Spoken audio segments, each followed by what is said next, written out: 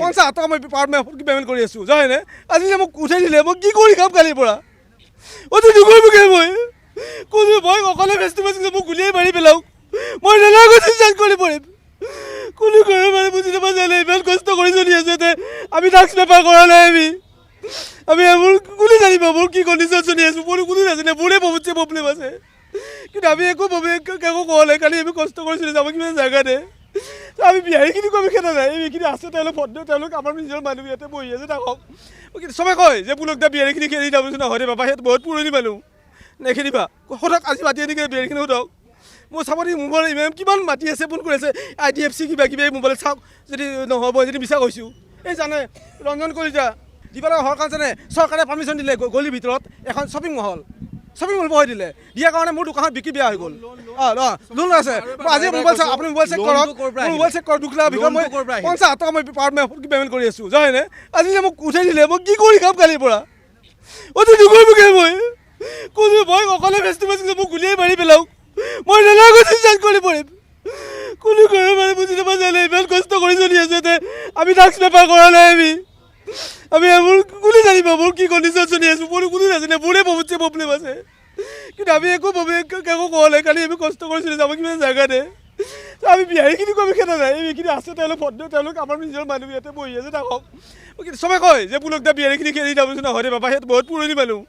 নেখেদিবা সোধক আজি মাতি আনি বিহাৰীখিনি সোধক মোৰ চাব দি মোবাইল ইমান কিমান মাতি আছে ফোন কৰি আছে IDFC কিবা কিবি মোবাইলত চাওক যদি নহ'ব যদি মিছা কৈছোঁ এই জানে ৰঞ্জন কলিতা কুকুৰে চি যেনেকৈ দেখিব নোৱাৰে অসমীয়া চি দেখিব নোৱাৰে আমি যে 2 পইচা ইনকাম কৰি আছোঁ আৰু মানুহে হিংসা হয় মেইনলি তেওঁলোকে উল্লেখ কৰিছে আচলতে পৰিৱেশ বিনষ্ট কৰা কথা শুনা আমাৰ GMC কৰ্মচাৰী ক'ৰবাত দাদা এতিয়াও GMC কৰ্মচাৰী আমি শুনা আমাৰ মান্থলি কিমান খৰচ জানে 65,000 খৰচ নহয় আপোনালোকক ডাষ্টবিন ব্যৱহাৰৰ কথা উল্লেখ যাবৰ ডাষ্টবিন আছে আমাৰ পাৰ মান্থ 65,000 আমি কিন্তু ক'ৰবাত দাদা লেতেৰা পৰি আছে আজি অফেণ্ডেড আজি আমি যাবলৈ পাব কিন্তু বুল্লেজাৰ যদি আহিব কাৰণে ঝাৰু মাৰোঁ সদায় আমি ঝাৰু মাৰোঁ ধুনীয়াকৈ কোনো ক'ব নোৱাৰে আমাৰ পাৰ মান্থ খৰচা শুনা শুনা আমাৰ দীঘলী পুখুৰীখন আমাৰ লেতেৰা মাস্কত গেলি যাব নোৱাৰি মাস্কত ফেঞ্চি কিমান লেতেৰা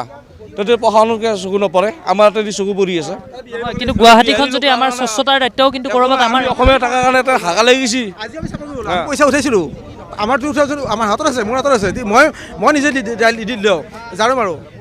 দাদা যাৰ যেনেকৈ ব্যৱস্থা হ'ব সেনেকৈ লৈ যাম এতিয়াতো আমি পাৰ্কিঙত কথা পাতি আহিছোঁ কাৰণ দীঘলী পুখুৰী কোনো এৰিয়াতে ৰখা নহ'ব বুলি কৈছে গতিকে ইমান কষ্টৰে দোকানখন বনাইছোঁ কিবা কাৰণত ভাঙি দিলেতো আমাৰ প্ৰব্লেম হ'ব আৰু তেখেতসকলৰো ভুল নাই কাৰণ তেখেতসকলে ওপৰৰ পৰা প্ৰেছাৰ আছে তেখেতে নিজৰ ডিউটি কৰি আছে আমাক দুপৰীয়া আহি কৈ থৈ গৈছিলে সেইটো আপোনালোকক এমাহমান আগতে জাননী দিয়া হোৱা বুলি কৈছিলে 1 মাহ আগত আমাক একো জাননী দিয়া হোৱা নাই ছাৰ আমি CM ছাৰৰ তাতেও গৈছোঁ কমিশ্যনাৰ ছাৰৰ তাতেও গৈছোঁ চবৰ তাতে গৈছোঁ প্ৰথমে যাওঁতে ইহঁতি ক'লে CMৰ মানে এইটো ডিচিশ্যন যে আমি চাইড কৰিব লাগে তাৰপিছত ক'লে কমিশ্যনাৰ ছাৰে কমিশ্যনাৰ ছাৰৰ লগত ক'লোঁ এতিয়া ক'লে টুৰিজিম সেইটোৱে কথা